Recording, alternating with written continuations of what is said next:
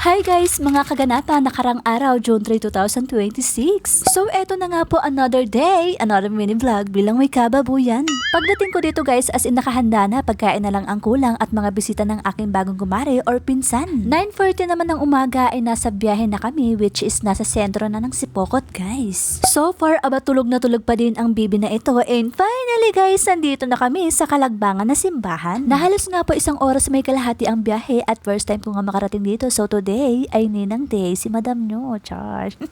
Ang oras ng binyag ay 10:30 pa naman at may oras pa para magpahinga at lalo na mag-picture-picture. Yes po, na ito nga habang naghihintay kami may lumapit sa amin at nakakwentuhan ko pa na batang taga rito. Pagpasok namin dito ng ating kumpisan, wala pang ilang minuto, eto na ang kaganapan. Nagsimula na nga at napakaswerte nga namin dahil mabait si father, na para bang matagal na kami kilala guys. So far, patapos na nga pala at nagising na ang baby namin na ito. So eto na nga masasabi ko lang bilang isang ninang sa inaanak ko o sa lahat ng inaanak ko ay sobrang saya ko bilang pangalawang magulang nyo. No more caption ng ninang pagkatapos ito ay pauwi na kami. Bye Kalagbangan!